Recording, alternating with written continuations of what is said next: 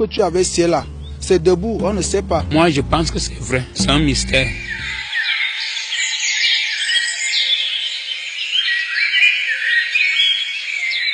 Loin d'un film de science-fiction, c'est une histoire réelle.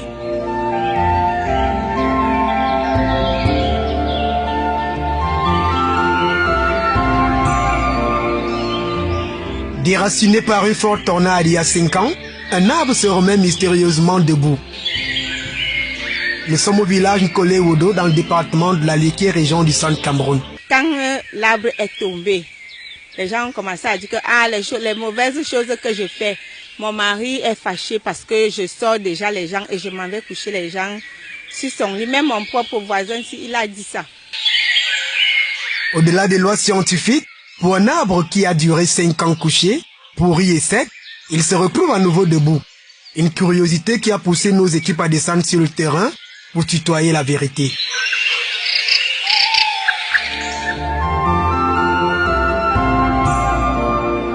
Première escale, chaufferie d'Nkolé-Wodo, accueilli par le notable Jean Maringa, ce dépositaire de la sagesse ancestrale va confirmer les faits. L'arbre était bien couché, donc il montait sur le tronc, il fait les aisselles derrière. Donc on ne sait pas comment l'arbre se relève. Notre envie débordante d'arriver sur les lieux où se produit ce phénomène étrange est comblée. Ici, les cases de cet arbre, restés couchés pendant des années, sont encore visibles. Quand je passais souvent là, j'ai trouvé l'arbre étant couché, bien couché. La résurrection de cet arbre a laissé de nombreux stigmates aux arbustes tout autour. Cet oranger n'aura pas de chance de survie, bousculé et jeté au sol par le grand maître. L'oranger est broyé, vous voyez. L'oranger là était debout, sur le trou d'arbre. Le tissu d'orange, qu'il a poussé ça pour se mettre debout et casser même les bancs de manguier en haut. Ici en Nkolé-Wodo, chacun y va de sa propre interprétation. L'arbre est couché. L'arbre se relève la nuit ou le jour, on ne sait pas. Mais le trou là, personne n'a creusé. L'arbre se relève et elle a pris la position normale. Pour relever l'arbre, il faut combien d'hommes? Des centaines de hommes pour relever cet arbre. Bon, si 100 personnes venaient pour relever l'arbre, c'est peut-être... Bon, la veuve devait savoir qu'il y a des gens derrière. Un fait surréaliste, défiant les disciplines cognitives. L'arbre a été scié et des plants sortis de son tronc. Retrouver Léonard Kédé, scieur, devient une priorité pour comprendre cette énigme. Cet arbre a été tombé de lui-même par le vent. Alors, sur la limite, moi avec mon voisin, bon alors, comme on ne s'entendait pas très bien, on s'est entendu quand même sur l'arbre. Que le côté qui est chez moi, je le scie comme je suis sûr. Le côté qui reste là lui-même, s'il va scier. Alors, j'ai essayé cet arbre, ça fait vraiment 5 ans aujourd'hui. Il va nous proposer d'aller voir les planches qu'il a produites à partir de cet arbre. L'étudiant de ça, c'est ça. C'est cet arbre qui a été tombé de lui-même. Et puis j'ai scié, j'ai coupé. On a scié ces planches.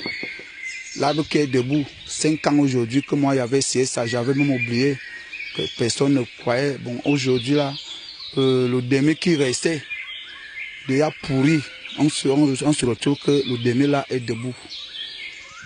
Ça, c'est quelque chose de miracle que vraiment, comme moi le sais, je ne sais pas quoi dire. Veuve Madeleine Mbounou, propriétaire de cette parcelle, est la première personne à avoir constaté que l'arbre qui était couché est désormais debout, ne donne sa version. Je traversais toujours ce même tronc pour aller défricher. Au 4e jour que j'avais commencé à défricher, je me rends compte que je ne traverse plus le tronc d'arbre. Le tronc d'arbre s'est relevé. 24 heures après cet événement étrange, le village Nkolé-Wodo a vécu d'autres faits intrigants. Hier soir, j'ai vu l'image du Cameroun à la lune. Comme il brillait, comme les traits, ça formait les signes du Cameroun. Ça a dépassé au moins 55 minutes, près d'1 heure de temps. Et puis ça s'est disparu. La lune est restée claire et tout le ciel était clair. Bénédiction ou malédiction, les études profondes et analyses de ce qui s'est passé en Nkolé-Wodo interpellent les spiritualistes, les mystiques, les religieux et les traditionalistes. Une rencontre entre patriarches du dit village et villages voisins est prévue dans quelques jours. La descente sur le terrain de l'autorité municipale de Bala est déjà programmée pour viabiliser ce haut lieu qui pourra servir de sanctuaire. Affaire à suivre.